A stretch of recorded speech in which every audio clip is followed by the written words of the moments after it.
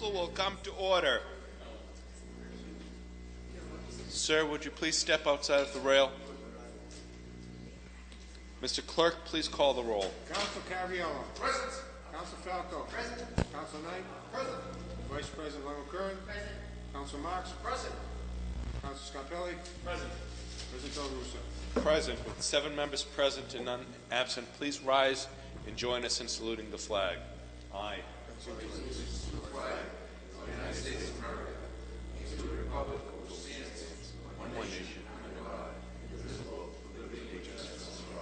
Mr. Messenger, would you please secure the area inside the precincts here, please? Chair recognizes Councilor Knight for suspension of the rules to take applicants for board members. On the motion of Councilor Knight for suspension of the rules, all those in favor? All those opposed? Motion passes. Communications from the Mayor, 16-384. To the Honorable President and members of the Medford City Council, dear President and Councilors, I respectfully request and recommend that your honorable body confirm the appointment of Mr. Dean Bruno of 41 Saunders Street, Medford, as a member of the License Commission. This position became vacant with the resignation of Mr. Maurice Del Vendo. Mr. Bruno's resume is attached, and he plans to be present tonight at your meeting, Councilor Knight. Mr. President, thank you very much. It's with great pleasure that I'm here this evening to endorse Dean Bruno in his candidacy. I've known the Brunos for a number of years. They're a longtime Medford family, grew up in West Medford, and Dean now resides up in the Heights. He has over a 20-year career in law enforcement, and prior to that he had worked in government for about 5 years, Mr. President. So I have absolutely no problem with this appointment, and I would move for approval. On the motion approved by Councilor Knight, seconded by Councilor Falco. On the motion for approval, all those in favor? All those opposed? Motion carries. 16- congratulations. Thank you. We're very glad to have you serving your community. Thank you. Appreciate it. On the 16-385, to the Honorable President and members of the Medford City Council, dear Mr. President and Councilors, I respectfully request and recommend that your honorable body confirm the appointment of Mr. Nabin Sapkota of 53 Earl Ave, Medford, as Commissioner of Trust Funds. This position became vacant with the passing of Juan Ramirez. Is Mr. Sapkota here, please? You are welcome. Chair recognizes Councilor Knight. Mr. President, although I don't know the gentleman personally, I have reviewed his resume, and it's rather impressive, and I'd ask that the committee move for approval. On the motion for approval, Councilor Knight. Second? Second, Mr. President. By Councilor Caviello. On that motion, all those in favor? All those opposed? Motion carries. Congratulations and welcome. We're glad to have you. Thank you. On the motion of Councilor Knight to take from unfinished business, number 15-734, loan order, addition to the DPW facility project, fund of $300,000. This motion began its journey with us on November 10th in 2015. After being tabled and referred to committee a number of times, it finally passed its first reading this past March, second reading on March 31st, and now is eligible for a third and final reading on today, April 12th. So the chair recognizes Councilor Knight. Mr. President, yes, thank you very much. As noted, this matter has been before the council a couple of occasions prior. It's relative to some surveying problems that were had with the Winthrop Street drainage project. It's my understanding that there is litigation subrogation that's in place relative. Wait, am I looking at the right one? No, I'm not looking at the right one. 15734. This is the DPW facility. Yeah? This is the DPW facility.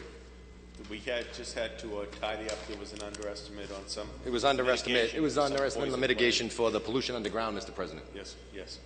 And we've passed a couple of readings on this, and I would move for approval on the third reading. It has to get paid one way or the other, Mr. President. So very good. So on the motion for approval by Councilor Knight, seconded by Councilor Falco. Mr. Clerk, please call the roll. Councilor Marks. Thank you, Mr. President. This is the issue that I've had concern with for a number of months now regarding the original estimate that the city hired an outside consultant to come in and give us an estimate on the contaminants at the DPW yard. And the estimate was off by, I believe it was $500,000. The estimate was off by $500,000, Mr. President. Yes. And I know we had many discussions with Louise. We have before us Ms. Louise Miller, the Right. Director of Budget and Finance, who can answer any of our questions, as she's answered many of them earlier. Oh, she's answered them all. And Yes. I am in opposition of this paper, and I wanted to explain why for the viewing audience, Mr. President, that I And feel... thanks to Comcastic, tonight it will be viewable. We are being broadcast. That's finally. great. And I wanted to explain my position, why I'm opposed to this, for the fact that the city went out and hired a consultant to come in and provide the city with facts and figures on what it would cost to remove the contaminants at the DPW yard, and to be off by $500,000 on a project that was originally estimated at, what was the amount? It was just about $500,000. It was about $500,000. So they were off by $500,000. So the project ended up costing us $1 million, Mr. President. And I'm not sure, would we pay this outside consultant? It was around $150,000. I don't have the exact. So we paid figure. $150,000 to an outside consultant to ask or to let us know what it was going to cost to remove the contaminants. They said $500,000. We started the project. It was closer to $1 million. So we lost $500,000 on that, and we paid $150,000 for a consultant that gave us bogus information. So it's actually $650,000 in net, which I have a real problem with that.